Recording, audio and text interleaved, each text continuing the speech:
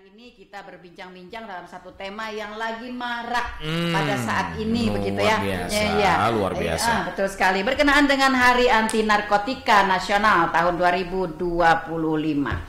Baik, Mas Budi. Siap. Sebagaimana kita baca di berita, kita dengar juga di masyarakat kita, dalam kurun waktu sebulan ini, begitu. Hampir setiap hari atau bahalat hari kalau bahasa Banjarnya begitu. Bahkan ada yang dapatnya luar biasa. Iya, betul sekali. Bahkan ada yang dapatnya luar biasa, spektakuler begitu ya. Peredaran narkotika ini di Kabupaten Tanah Laut. Sebenarnya apa sih yang memicu saat ini sehingga peredaran narkotika itu begitu marak kembali di Tanah Laut ya. Seberapa rentannya Tanah Laut ini begitu, Mas Budi? Baik, terima kasih. Sebelumnya saya akan menyapa. Assalamualaikum warahmatullahi wabarakatuh. Waalaikumsalam. Salam sejahtera, salam sehat tanpa narkoba.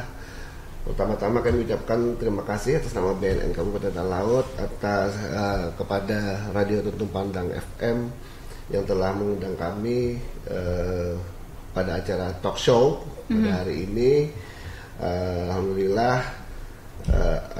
Apa yang disampaikan oleh Ibu Nelly tadi bahwa memang Tanah Laut ini kita masih termasuk rentan dari peredaran narkoba ya atau narkotika ya karena banyak faktor ya yang mempengaruhi, antara lain satu memang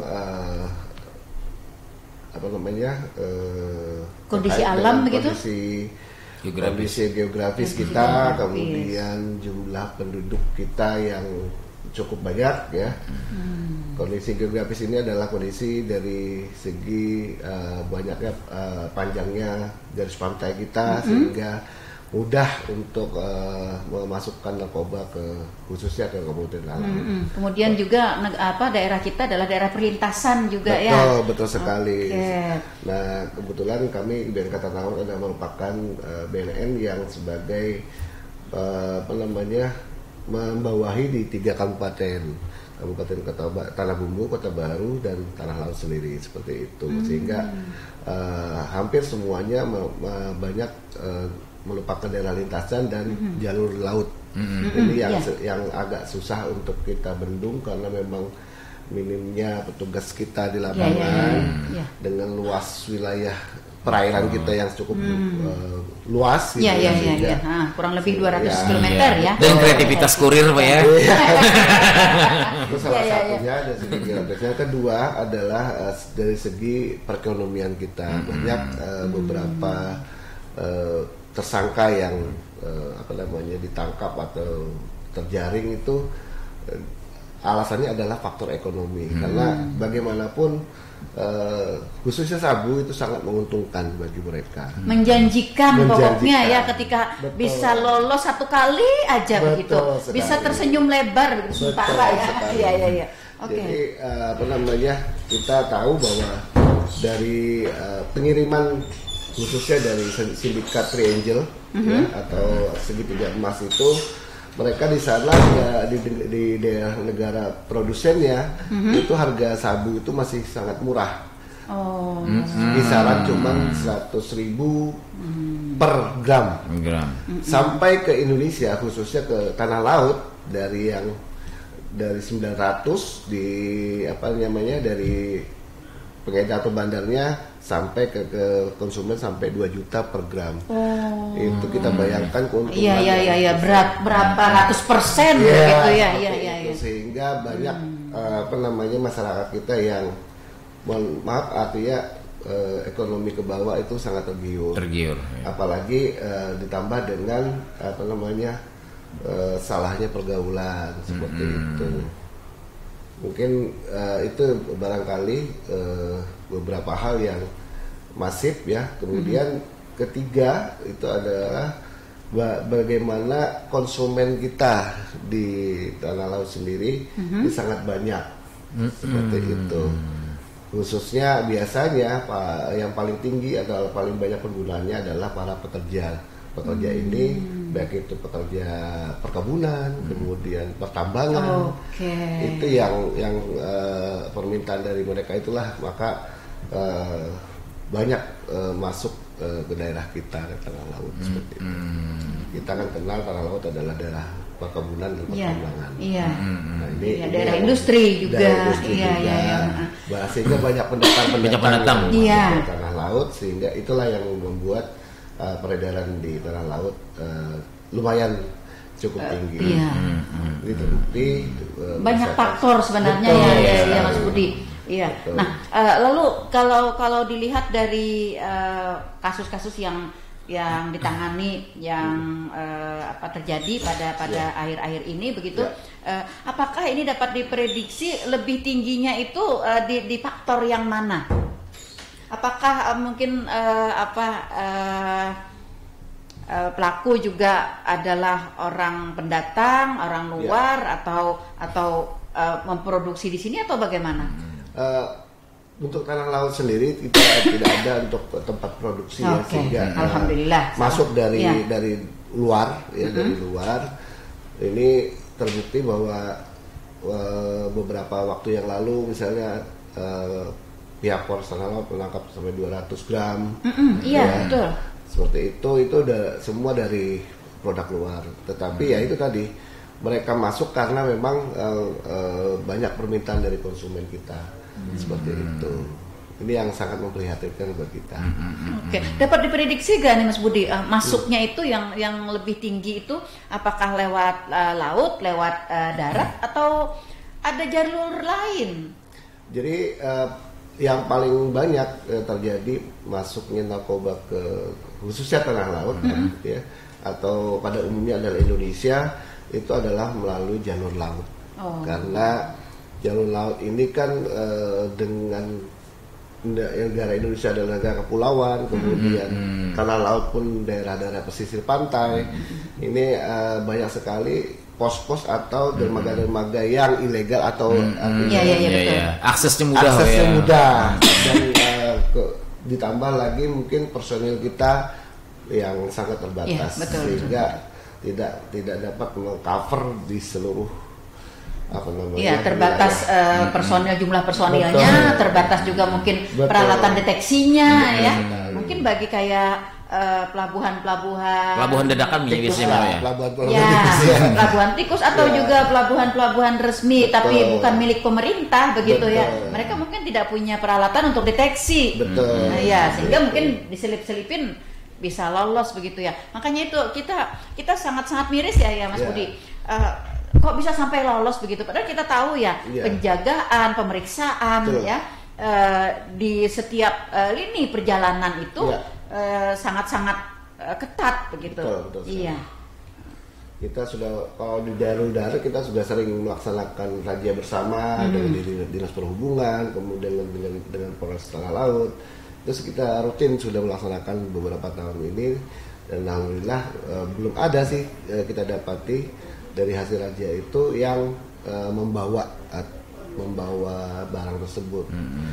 Sehingga banyak yang masuk itu dari jalur laut, entah itu melalui tetangga kita kabupaten yang di Tanah Bumbu atau dari kabupaten lain seperti itu. Dari Banjarmasin kadang-kadang mereka melalui jalur laut. Karena memang ada jalurnya di situ. Kayaknya lebih aman di laut Betul. Dirasa dia. Di bulan Mei ini kan baru BNN RI bersama TNI Angkatan Laut dan Bea Cukai menangkap sindikat narkoba. Mungkin sudah ada di berita sampai 2 ton. 2 ton. Iya betul. Iya. Sebanyak itu. Dan semuanya katanya buat Indonesia, Pak. Betul. Kata 2 ton itu buat Indonesia. Sama juga yang mirisnya yang ditangkap pada akhir-akhir ini, baik yang di Panjipatan kemarin terakhir Panjipatan, Bati-Bati, Jorong gitu. Itu orang WHT gitu loh. Itu penduduk asli begitu. Itu sama juga. Itu sangat-sangat sangat memprihatinkan gitu bagi kita. Sehingga tidak ada alasan kita untuk lebih memperketat misalnya para pendatang yang ke daerah kita. Apalagi kan sekarang khususnya Kalimantan Selatan termasuk top juga kan. Top dalam artian bukan apa-apa, ada namanya jaringan internasional itu orang Banjarmasin. Gitu. Internasional ya? Iya. Wow. Di Triangle, artinya dari membawahi Myanmar, Laos, Malaysia, Indonesia dan Thailand. Nah ini gembong Dekat sekali ya dengan tanah laut. Iya, gembong internasional yang juga dicari Interpol, termasuk juga Polri. Sampai saat ini belum ditemukan. Namanya Freddy. Itu orang Banjarmasin. Itu salah satunya yang termasuk memasukkan barang kemarin yang 2 ton. Selain satu lagi yang dari Jawa Timur. Artinya orang-orang kita juga nih yang bergerak di sana. Betul. Itu yang sangat-sangat memprihatinkan ya. Sehingga para petugas pun akan lebih sulit untuk mendeteksi. Karena lebih tahu arena, orang lokal sendiri tahu arena gitu. Betul. Tahu arena, tahu pasar. Iya, betul. Iya. Itu tuh yang menjadi salah satu permasalahan di tempat kita, termasuk juga tanah laut ya. Makanya itu kita sangat sangat miris akhir-akhir ini ketika keluar berita menangkap pelaku. Ya, hampir semua kecamatan. Untuk tahun 2025 Mas Budi, dari Januari sampai dengan bulan Juni ini bagaimana kondisi kasus? Kalau kami dapat informasi dari khususnya yang ada di Rutan itu ada 11 ada 11 khusus kasus narkoba ya. Itu sampai April kemarin seperti itu.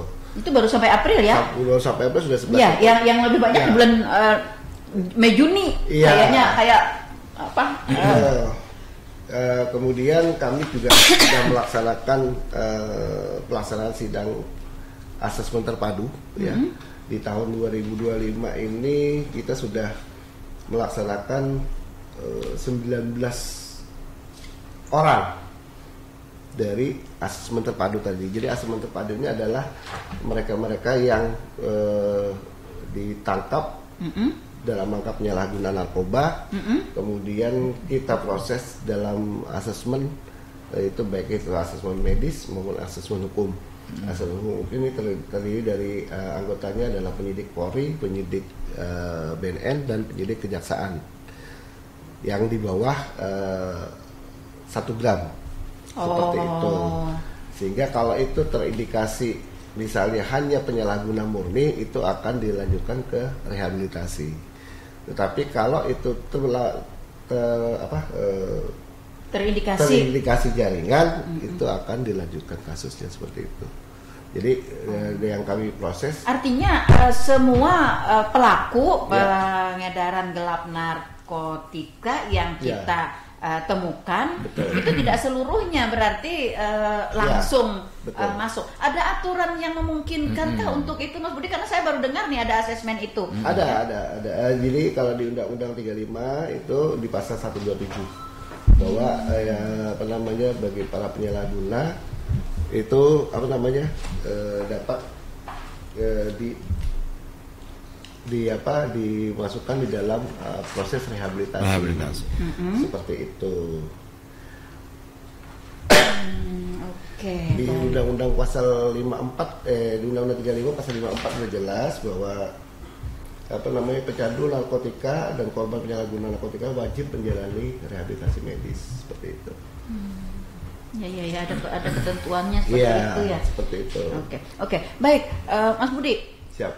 Setelah kita melihat menangani kasus-kasus narkoba yang sangat banyak ya akhir-akhir ini, dan tentu saja ini meresahkan sekali bagi masyarakat. Apa yang dilakukan oleh Badan Narkotika Nasional Kabupaten Tanah Laut? Baik, kami selama ini telah melaksanakan kegiatan-kegiatan untuk dalam rangka pencegahan ya. Antara lain adalah sosialisasi kepada masyarakat, khususnya di kalangan pendidikan ya. Itu dari tahun kampus ya, Mas? Ya. Kampus sekolah ya, di kalangan pendidikan. Ya, di sekolah-sekolah baik dari tingkat SD, SMP, SMA gitu ya. Itu kita sudah melaksanakan sekitar untuk 3 tahun ini sekitar 47. Kalau jumlah siswa yang kita total adalah 10.628 siswa. Cukup banyak ya. Ya, dari sekian sekolah ya.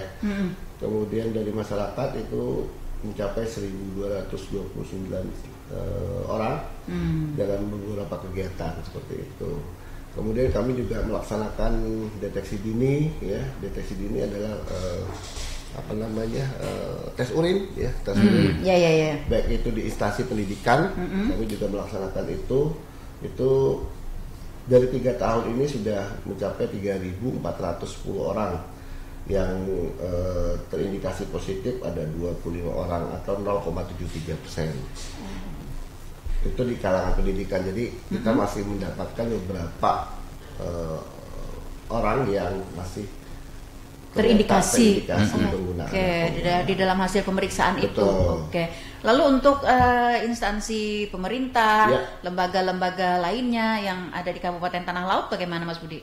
Kalau pemerintah itu kami juga melaksanakan deteksi dini rutin ya.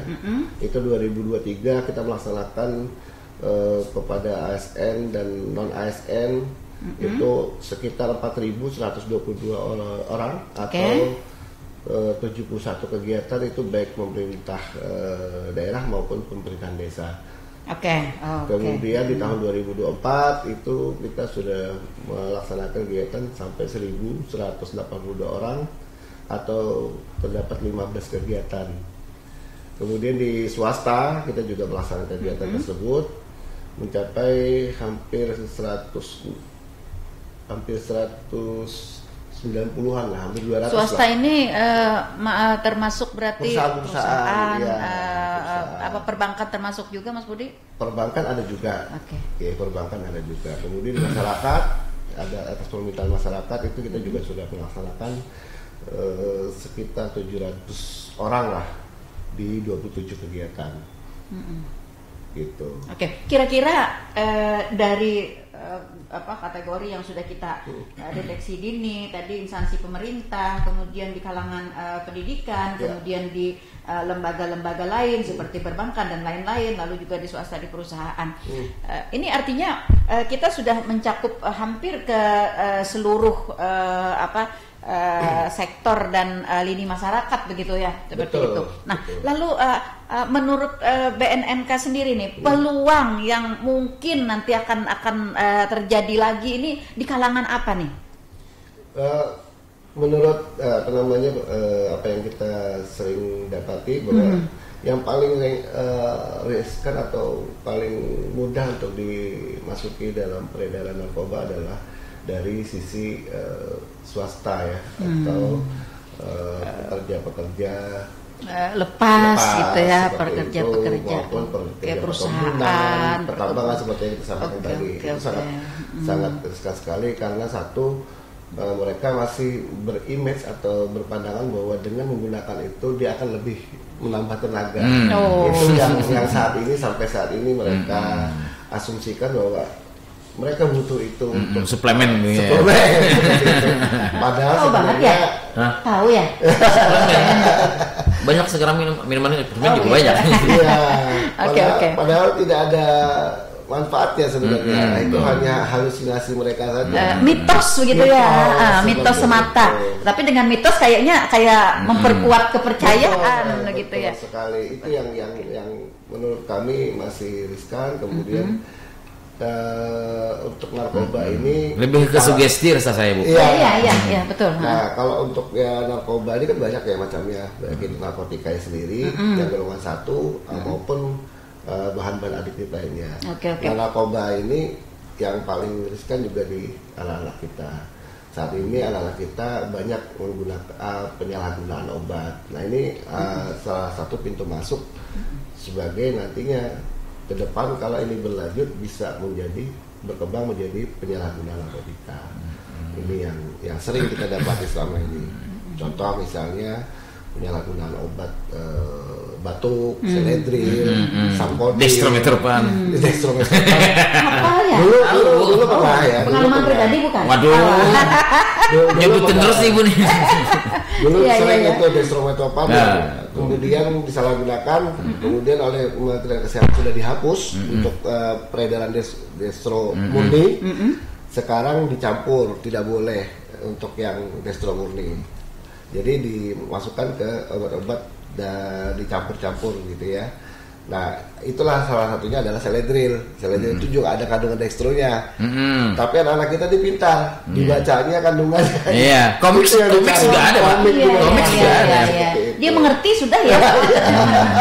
Tahu ada zat di dalamnya ya. Iya, betul sekali. Itu yang paling marak di kalangan anak-anak kita. Kemudian juga penggunaan gadung alkohol. Ini yang paling merusak. Mudah, murah begitu ya. Iya.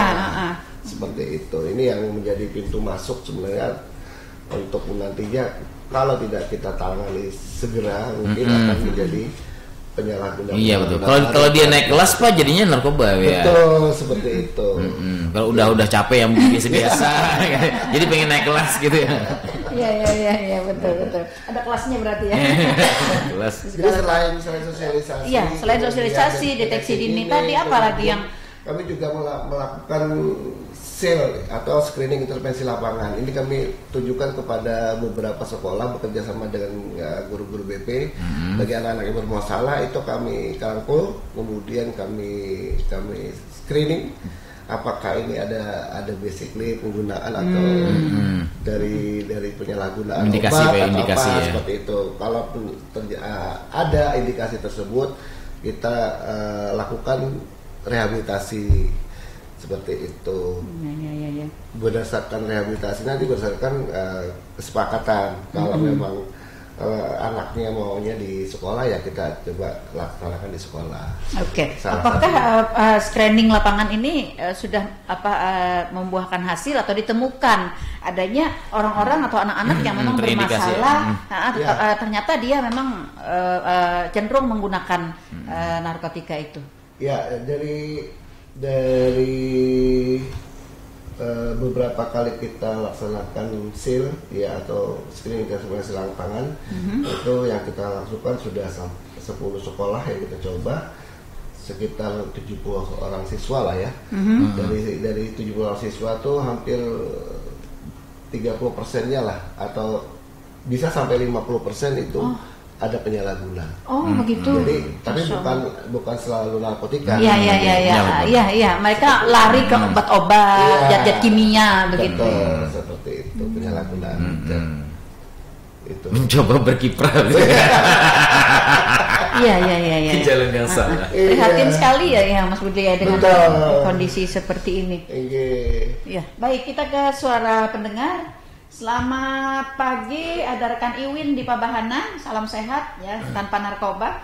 Pertanyaannya, bagaimana dengan pengawasan toko-toko obat di tanah laut terhadap obat-obat yang banyak disalahgunakan anak-anak zaman sekarang dan juga alkohol yang dijual bebas yang dijadikan anak zaman sekarang menjadi oplosan yang marak di mana-mana sekarang. Betul sekali, ini kayaknya penyakit kronis ya, dari dulu hingga sekarang. Ini apa sudah yang kita lakukan untuk hal seperti ini, Mas Budi? Baik, terima kasih atas pertanyaan yang sangat baik sekali. Kami dari BNK Tanah Laut sudah mengupayakan ya bekerja sama dengan dinas kesehatan.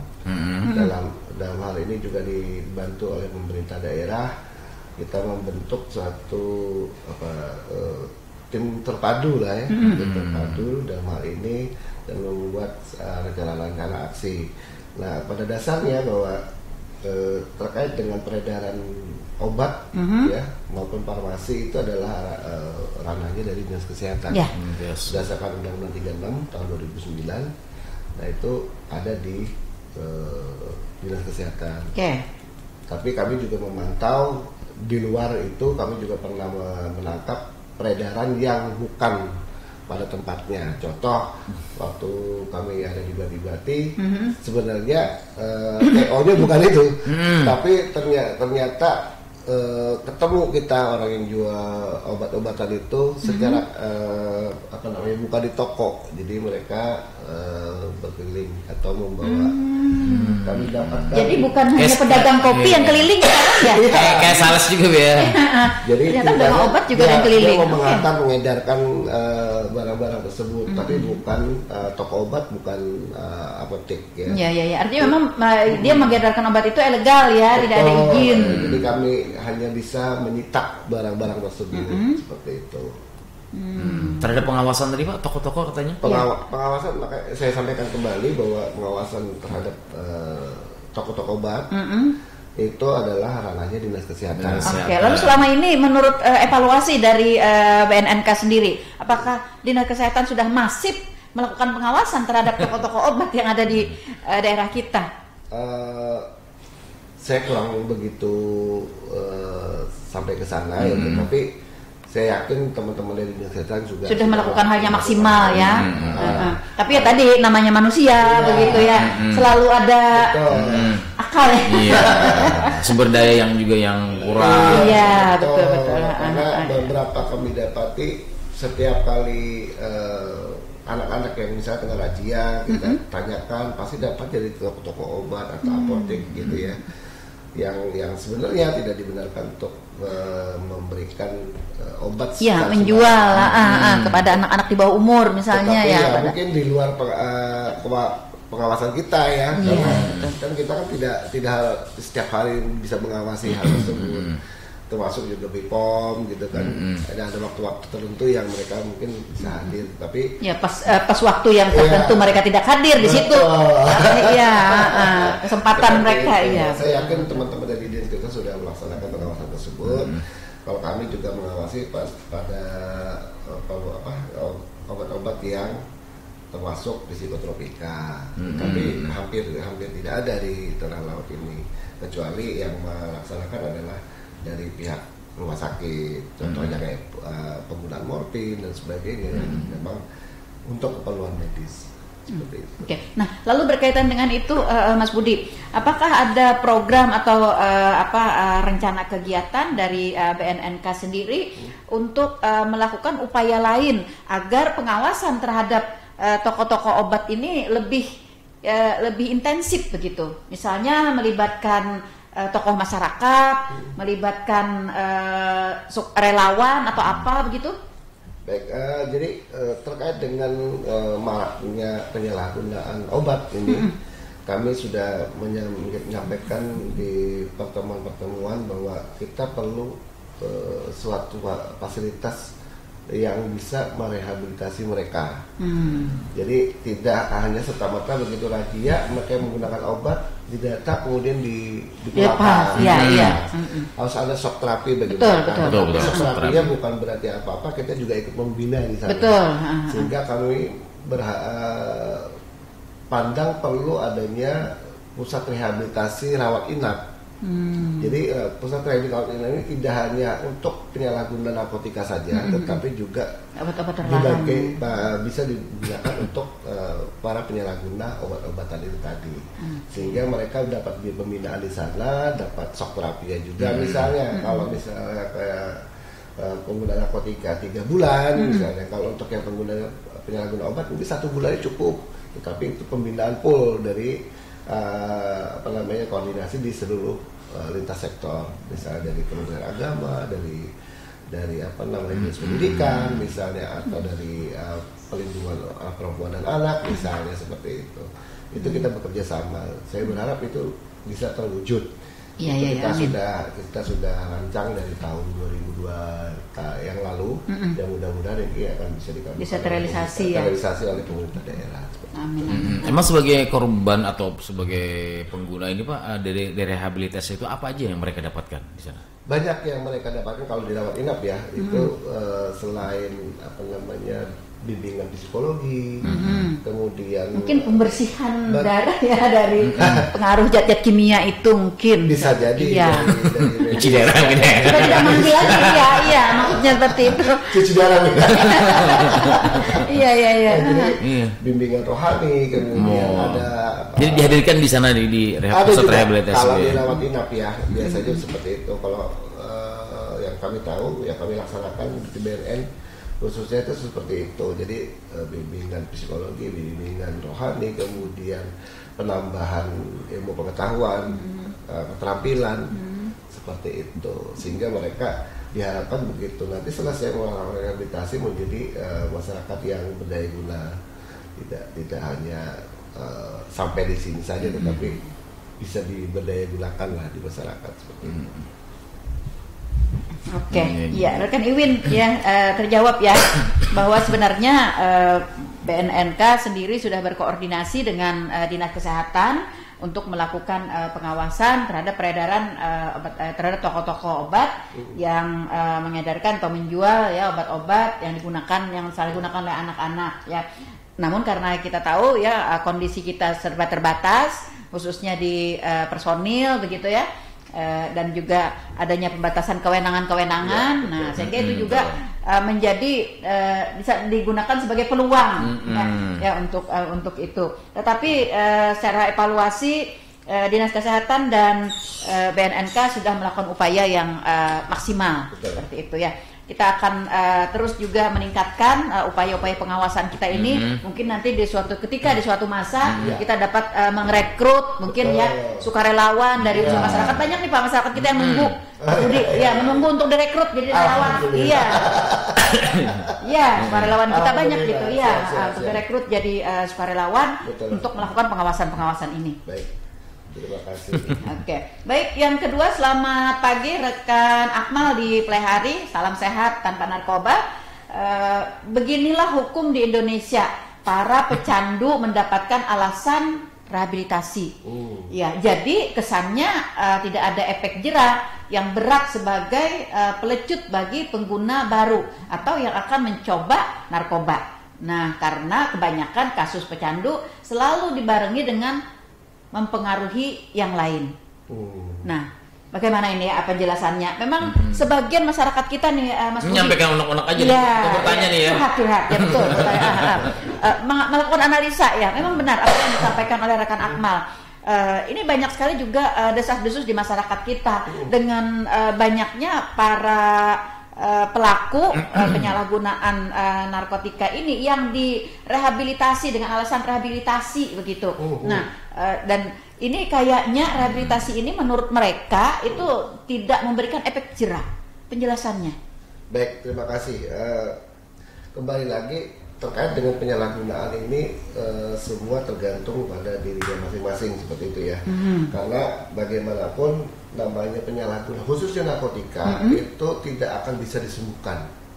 Jadi ada kecenderungan nanti akan relapse atau penggunaan ulang atau penggunaan kembali berulang begitu ya. Berulang tergantung dari bagaimana mereka bisa membangun motivasi pada dirinya. Ini yang kita bantu sebenarnya untuk mereka. Kenapa jadi perlu adanya rehabilitasi? Karena memang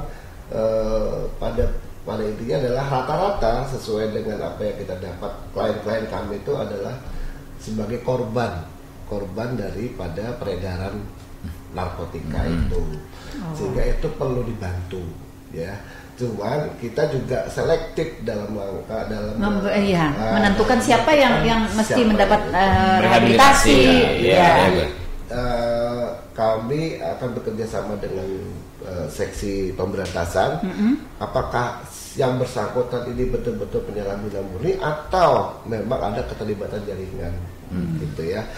Di pemberantasan juga sudah punya data-data orang-orang yang memang terkait jaringan seperti itu. Jadi tidak bisa serta-merta mereka terus ngaku-ngaku hanya penyalahguna atau maksa-maksa gitu, saya minta direhabilitasi aja gitu ya. Ya, ada ketentuannya yang harus mereka penuhi sehingga mereka dapat direhabilitasi begitu. Betul. Kemudian dalam rehabilitasi itu pun kita pantau terus. Jadi ada suatu saat nanti kita uji tes urin segala macam, kemudian sampai rehabilitasi itu berarti rehabilitasinya pulang pergi, rawat jalan maksud saya atau inap ya. Betul. Ya. Jadi kami mondok atau gimana gitu berdasarkan hasil asesmen ya bahwa kategorinya dari ringan sedang berat. Nah kalau ringan sampai sedang, kalau ringan sampai sedang itu ada bisa dilaksanakan rawat jalan. Tetapi kalau berat kita arahkan untuk direhabilitasi rawat inap seperti itu. Nah, rehabilitasi ini berkelanjutan, jadi tidak hanya datang ke kantor BNN saja, tetapi suatu saat kita juga akan mendatangi rumah mereka. Namanya pasca rehabilitasi. Kalau sudah selesai program rehabilitasi yang di kantor atau di institusi, baru nanti kita laksanakan pasca rehabilitasi. Kita pantau kembali. Dimonitor bagaimana mereka setelah selesai melaksanakan program rehabilitasi, bagaimana dari lingkungan sosialnya, apakah mereka diterima oleh masyarakat, kemudian apakah mereka benar-benar tidak menggunakan lagi. Kita awasi juga dan kita tes kembali setelah di luar yang tidak mereka tahu kapan kita melaksanakannya seperti itu. Itu sehingga mereka betul-betul terpantau. Kalau press release rehabilitasi kita untuk 2024 Pak, gimana? Apakah banyak yang masuk di rawat inap atau gimana? Kalau hampir 80% masih rawat jalan. Jalan ya. Yang rawat inap kemarin itu baru 3 kalau nggak salah. Yang kita kirim. Artinya berat itu Pak ya? Berat.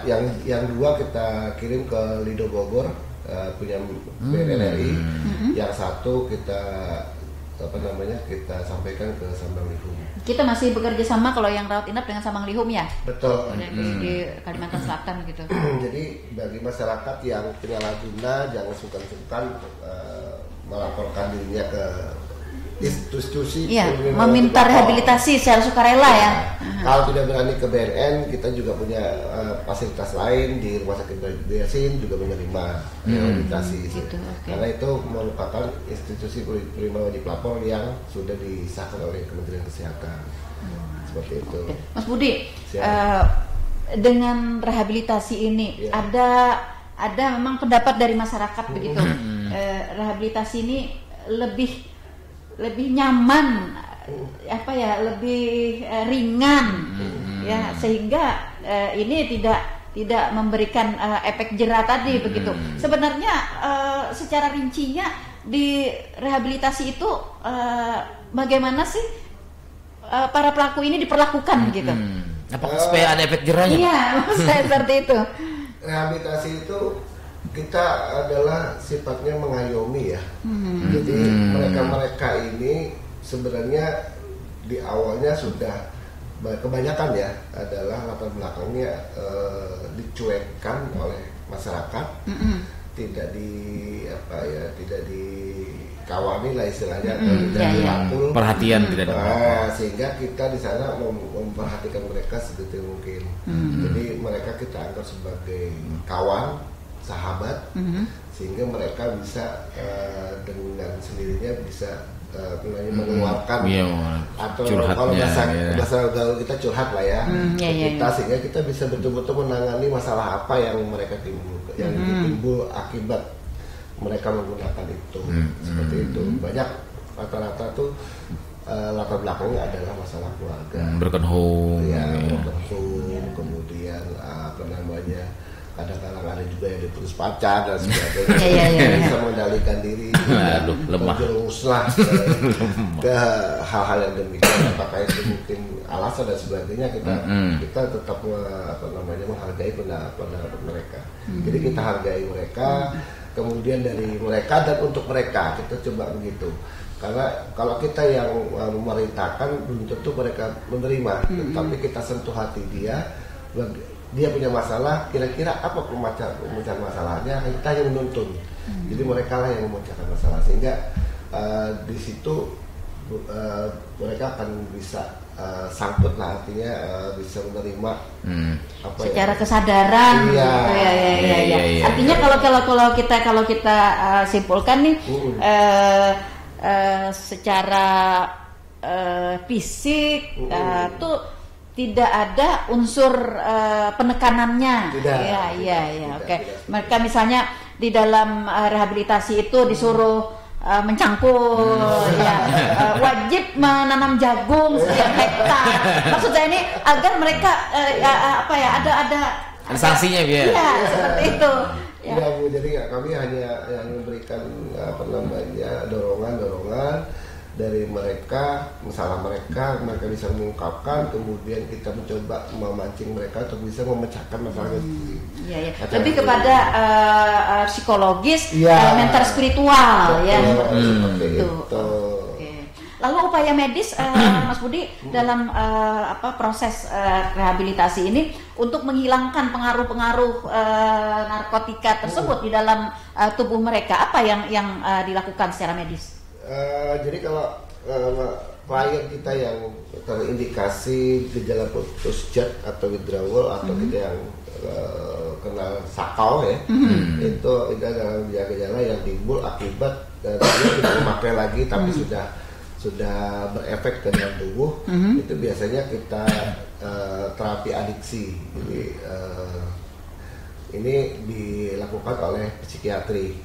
Nah ini biasanya kami arahkan kalau yang rawat jalan kita bekerja sama dengan Rumah Sakit Bijasin, kita coba tolong, kita bantu untuk terapi adiksi, artinya memberikan stimulan atau terapi obat yang untuk mengurangi rasa kecanduan itu, rasa sakit akibat kecanduan itu. Jadi ada obat-obatan juga yang diberikan, itu kami sebut terapi adiksi. Multivitamin. Ya bisa. Iya, saya kayak obat peluruh. Ya, biar dia keluar lewat telinga, seperti itu. Nah, jadi dia benar-benar bersih dari pengaruh itu di dalam tubuhnya, maksudnya. Kalau membersihkan, saya pikir agak lumayan lama, tetapi kita bagaimana mengurangi efek daripada rasa yang diakibatkan dari obat atau narkotika.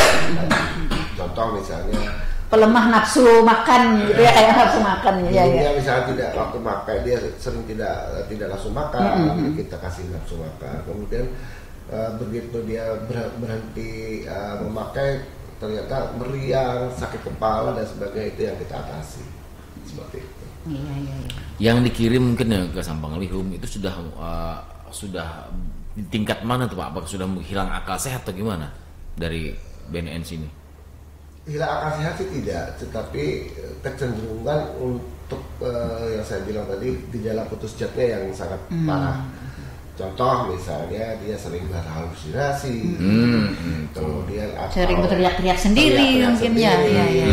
Dia tidak bisa kontrol emosi seperti itu. Biasanya gejala yang paling sering dialami adalah gangguan halusinasi, ya.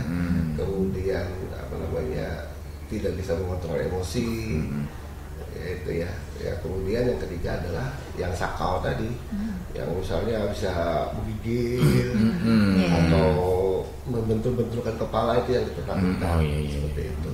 Kalau selama ini Mas Budi, dari kasus-kasus yang ada yang kita tangani, baik yang kita serahkan ke ranah hukum atau yang kita rehabilitasi, tingkat kesadaran dari masyarakat atau pelaku itu sendiri yang menyerahkan diri itu berapa persen? Adakah peningkatan dari tahun-tahun kemarin atau bagaimana? Untuk yang istilahnya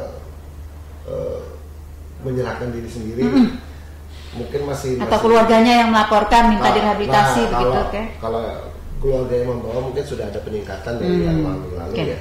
Artinya masyarakat sudah artinya kesadaran masyarakat sudah cukup meningkat. Yang dulunya mungkin takut ke BNN, ternyata begitu ada kalau topu umpet ya. Iya betul. Begitu ada pengalaman yang lain yang sudah rehabilitasi di BNN, ternyata nggak apa-apa gitu kan. Artinya mulai itu mereka terpicu untuk mau datang sendiri maupun diantar keluarganya untuk minta direhabilitasi. Tidak hanya pengguna narkotika saja, sampai saat ini sudah mulai yang pengguna gadung, pengguna itu yang marah. Dan buah-buah oplos itu apa sih? Iya, gitu. Wah, halo berat dong. Iya, makanya itu juga kan ya. Dan ironisnya buah itu kan tidak termasuk dalam kategori jenis-jenis narkotika begitu itu. Tapi banyak mereka yang menyalahgunakan itu. Oke. Lalu Mas Budi, sampai saat ini dari kawan-kawan kita, mereka para pelaku dan baik yang sudah bebas dari jeratan hukum atau yang sudah bebas dari rehabilitasi, itu apa yang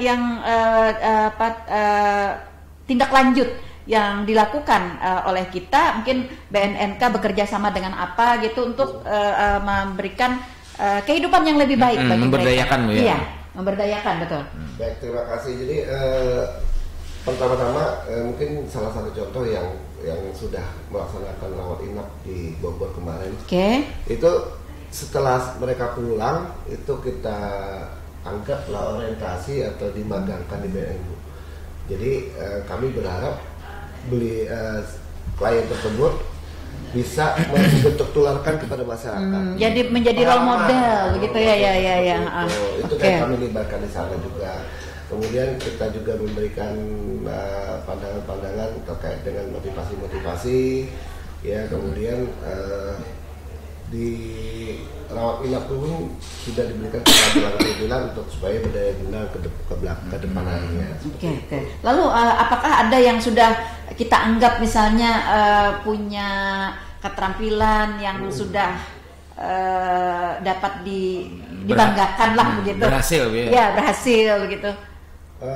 Ada beberapa klien kita yang alhamdulillah, Pak, alhamdulillah sekarang saya sudah bisa buka BK sendiri ya. Nah, seperti itu ya.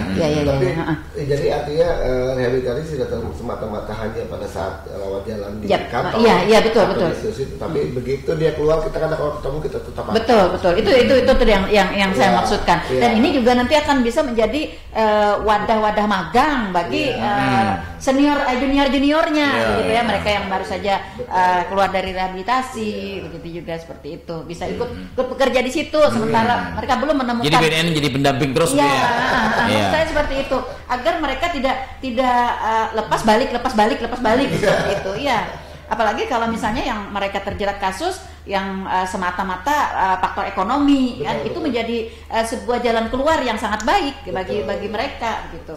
Iya. Tapi kembali lagi ya, kita bukan pesimis, tapi kita berharap dari motivasi yang kita sampaikan itu betul-betul diterima oleh hatinya atau dari mereka, karena bagaimanapun pengaruh di lingkungan itu sangat kuat. Walaupun kita memberikan tempat misalnya usaha atau tempat kreativitas meminta waktu mereka untuk bisa tidak memikirkan hal tersebut, tapi suatu saat nanti ada timbul perasaan itu bagi mereka penyalahguna itu yang tidak bisa hilang, sehingga perlu dukungan dari keluarga terdekat, orang-orang yang ada di sekitar. Gitu. Tapi kalau gabung circle-nya yang kemarin balik lagi ya. Jangan bergabung Pak Mas ya. Jadi ada suatu memori, contoh misalnya dia di ruangan A gitu sering pakai. Kemudian dia melihat ruangan seperti yang itu, dia akan timbul. Ruangan yang dipergunakan. Jadi secara namanya kerusakan saraf, fungsi saraf itu tidak bisa terobati, tidak bisa dikembalikan seperti semula. Sehingga pentingnya dorongan, pentingnya motivasi dari lingkungan sekitar itu untuk membantu mereka untuk tidak terjerumus kedua kali. Di dalam jauhkan dari segala kenangan itu, Pak. Kenangan pahit ya. Iya. Apakah di dalam rehabilitasi untuk misalnya ada terapi kayak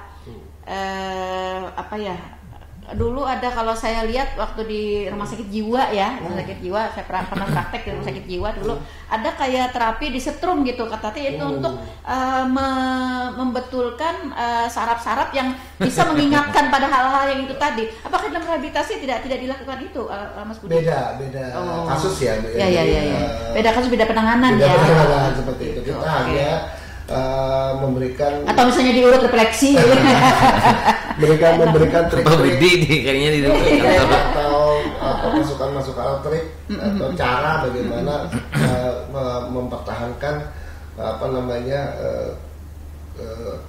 pergaulan dia, bagaimana. Sering kita tanyakan bagaimana kalau ketemu teman, bagaimana kita pasti terus. Betul, saya sekarang bisa begini kok Pak, saya sekarang ini akhirnya mereka bisa istilahnya punya kemampuan untuk menolak gitu. Untuk menghindari hal-hal tersebut. Jadi dari mereka sendiri, tidak hanya dari kita menyampaikan, tetapi kita pancing dari mereka. Lalu pengalaman kita Mas Budi selama ini bagi mereka yang sudah bebas, mandiri begitu ya, punya kreativitas dan sebagainya. Bagaimana evaluasi kita terhadap dukungan dari masyarakat ini, misalnya dia buka bengkel nih, dia buka bengkel di sini. Ada tetangga sebenarnya sebelah situ kerusakan kendaraan, tapi nggak mau ke bengkel itu bakal narkoba. Nah, lalu ke lain ini, bagaimana evaluasi kita, dukungan dari masyarakat sendiri? Baik, seperti yang kami sampaikan tadi bahwa program rehabilitasi itu tidak hanya serta-merta rehabilitasi di tempat, tetapi juga ada berkelanjutan. Ada yang namanya pasca rehabilitasi. Disitulah kita melihat bagaimana mereka diterima di sosial masyarakatnya, seperti itu. Kemudian kami juga memberikan masukan atau penyuluhan atau sosialisasi kepada masyarakat yang ada di sekitarnya, begitu ya. Maupun dimanapun masyarakat berada, gitu ya. Kita bahwa mereka ini bukan penjahat, tetapi mereka adalah korban. Jadi patutnya kita memberikan peluang kepada mereka, kemudian kasih mereka kesempatan kedua perbaiki hidup untuk memperbaiki hidup mereka. Kemudian jangan diasingkan, gitu ya, justru harus dirangkul. Karena makin mereka tidak diterima, mereka akan menjadi yang lebih parah. Seperti itu. Termasuk juga pada orang-orang tuanya. Jadi dengan anak-anak seperti itu, kalau zaman kita dulu kan pasti dimarahin, dipukul. Betul. Itu bukan solusi yang baik, gitu ya. Justru mereka itu harus kita rangkul. Kita rangkul, kita dekati dari hati ke hati, bukan berarti terus dimarahi atau dipukuli, apalagi dijauhi. Itu yang salah besar. Itu akan lebih bijak. Gitu. Tidak terasa ternyata. Oke. Artinya kalau kita ambil kesimpulan ya Mas Budi, BNNK bekerja sama dengan lintas sektor terkait, masyarakat dari lini paling bawah begitu ya. Kita sudah melakukan upaya-upaya yang sangat banyak ya untuk tapi tetap masih marak begitu ya. Ada inovasi lain yang kita rencanakan atau yang sudah kita lakukan Mas Budi di tahun ini, apalagi nih dalam rangka Hari Anti Narkotika Nasional 2025. Atau mungkin ada terindah, mungkin ada agen-agen dari BNN yang beberapa titik daerah kecamatan betul gimana? Terima kasih. Artinya kami BNN selalu memberikan inovasi. Alhamdulillah kemarin di tahun 2024 kami diberi bantuan oleh pemerintah daerah mobil unit BNK lapangan ya. Nah ini kita fungsikan bisa untuk mendekatkan layanan kita kepada masyarakat, satu. Yang kedua, kita juga membuat istilahnya kalau kayak zaman dulu tuh penerangan, kan ada ya keliling, motor penerangan. Kalau dulu ada betul. Sambil mutar film, betul. Itu satu. Kemudian kita juga bisa mendekatkan masyarakat yang tadinya enggan untuk rehabilitasi ke BNN, kita juga bisa langsung ke ke lokasi. Jadi situ ada konseling di dalam situ, kita lengkapi konseling. Kemudian kita mau permintaan deteksi dini juga kita bisa langsung dengan mobil unit tersebut. Salah satu layanan yang kami berikan, inovasi yang berikan, sehingga makin hari masyarakat makin banyak yang mengerti bagaimana itu narkoba atau narkotika dan bagaimana solusinya untuk yang bagi para penyalahguna narkotika. Oke. Nah, lalu dalam rangka Hari Anti Narkotika Nasional 2025 yang jatuh pada tanggal 26 hari ini. Bertepatan. Ya, bertepatan. Oke.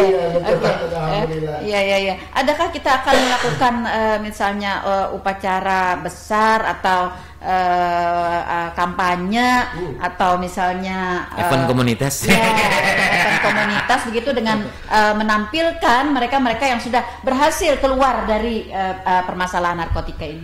Baik, kami kemarin sebenarnya acara puncaknya hari ini ya. Jadi kami kemarin sudah melaksanakan pagelaran seni di 0 km pada tanggal 20 Juni kemarin.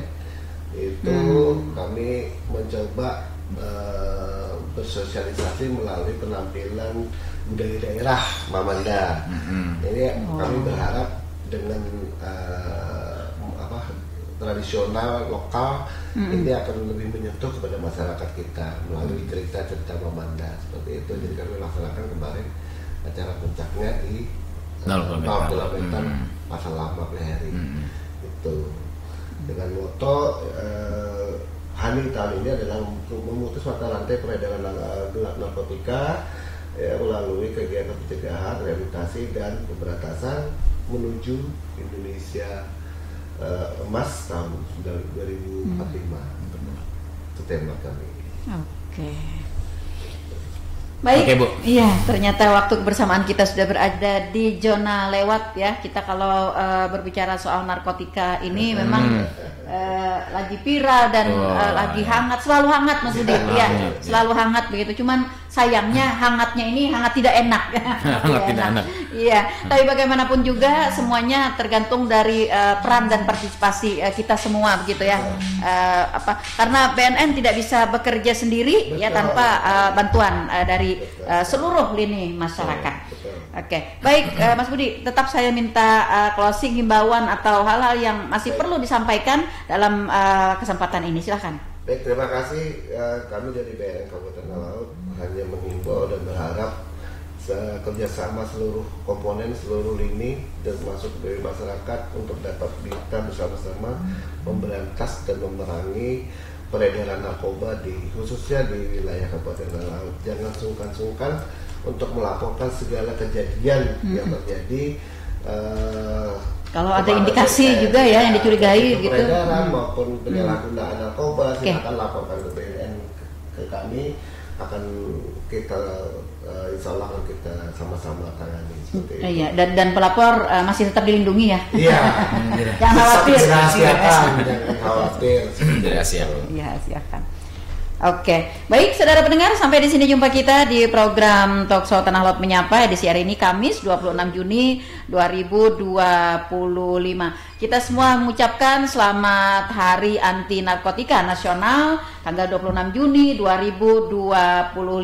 Mari kita perangi narkotika yang peredarannya secara gelap dan terus tingkatkan kesadaran dari seluruh lini masyarakat. Terima kasih Mas Budi atas kebersamaannya. Oke, terima kasih juga para pendengar yang sudah berkontribusi bersama kami dan para pendengar yang sudah setia stay tune di 102,3 RPPR Radio Tuntung Panang FM, radio kebanggaan kita.